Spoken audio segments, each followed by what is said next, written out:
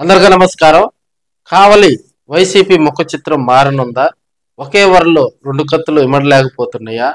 ఇద్దరు లీడర్స్ కావలికి అవసరమా? ఇప్పుడున్నటువంటి రాజకీయ పరిస్థితుల్లో భాగంగా కావలి రాజకీయాలు ఏం చెప్తున్నాయి? అక్కడ ఉన్నటువంటి వైసీపీ అధినాయకత్వం ఎవరిని కోరుకుంటుంది?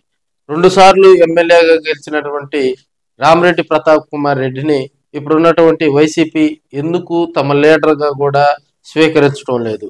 ఆయన మీద ఇంతలా అవినీతి ఆరోపణలు రావడానికి కారణాలేంది? ఇవన్నీ బేరీజు వేసుకున్నటువంటి వైసీపీ అధిష్టానం మరి పక్కలో బల్లెంలాగా కూడా మరి రామిరెడ్డి ప్రతాప్ కుమార్ రెడ్డికి పక్కలో బల్లెంలాగా విష్ణువర్ధన్ రెడ్డిని తీసుకొస్తుందా? కావలి రాజకీయాల్లో గతంలో మనం చూసినట్లయితే వైసీపీకి ముందు కాంగ్రెస్ కి కంచుకోట కావలి నియోజకవర్గం.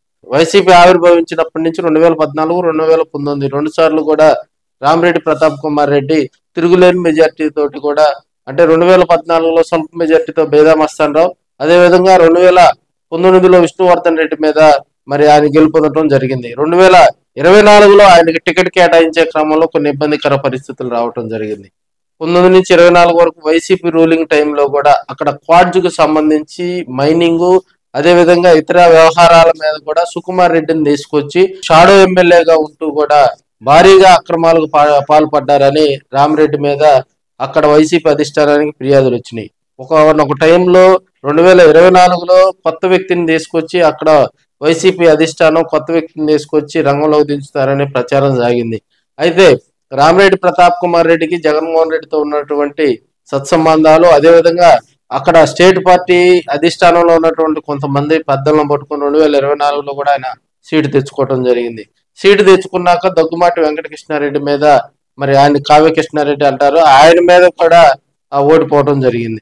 తదనంతరం జరిగిన పరిస్థితుల దృష్ట్యా అడపాదడప మాత్రమే వైసీపీ కార్యక్రమాల్లో పాల్గొంటూ ఈ మధ్య కాలంలో బాగా స్పీడ్ పెంచినట్టు సమాచారం తెలుస్తూ ఉంది. చివరకు లోకల్ గా ఉన్నటువంటి ఎమ్మెల్యేనే హత్య చేయడానికి ప్లాను రూపొందించాడు. దానికి సంబంధించి ఆయనకు అరెస్ట్ చేయాలనే ప్రతిపాదన రావటం, గందరగోళం చేయటం తోటి ఆయన ఒక్కసారిగా కంగు తిన్నటువంటి పరిస్థితి. బెయిల్కి అంటే అంతకుముందు కాకాని గోవర్ధన్ రెడ్డి మాజీ మంత్రిగా ఉన్నటువంటి ఇతరుల నేతలు కావలి కాన్స్టిట్యున్సీలో అరెస్టులు జరిగినా కూడా వారికి బెయిల్ రావటం చాలా కష్టమైంది. సో రామిరెడ్డి ప్రతాప్ కుమార్ రెడ్డికి ఉన్నటువంటి పరిచయాలు, అదేవిధంగా ఆయన బెయిల్ తెచ్చుకోవటంలో సక్సెస్ అయ్యారు. ఇదే విషయాన్ని కూడా అధిష్టానం గుచ్చి మరి ప్రస్తావించినటువంటి సందర్భాలు మనం చూస్తూ ఉన్నాం.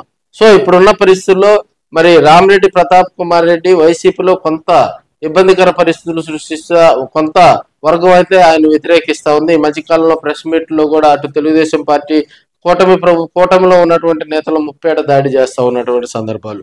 ప్రస్తుతం ఆయనకు చెక్కు పెట్టి ఆయన ప్లేస్ లో విష్ణువర్ధన్ రెడ్డిని కనుక తీసుకొస్తే మరి ఆయనకంటూ కూడా రాబోయే రోజుల్లో కావలి కాన్స్టిట్యున్సీలో మరింత దూకుడుగా అక్కడ ఉన్నటువంటి వైసీపీ నాయకులు, కార్యకర్తలు ముందుకు తీసుకెళ్తారని చెప్తా ఉన్నారు. ఏదేమైనా కొత్త రక్తం వస్తే కొత్త పరిచయాలు, కొత్త కాన్స్టిట్యున్సీలో కూడా కొత్తగా ఆయన మళ్ళీ రాజకీయం స్టార్ట్ చేస్తారు. కాబట్టి ఇప్పుడున్న పరిస్థితిలో రాబోయే రోజుల్లో కావలి ముఖ చిత్రంలో విష్ణువర్ధన్ రెడ్డి మరి ఆయనకి ఇప్పటికే స్టేట్ పార్టీలో మరి మంచి పదవి ఇవ్వటంతో ఇక్కడ ఉన్నటువంటి మరి రామిరెడ్డి వర్గం కొంత ఇబ్బందులు పడతా ఉంది.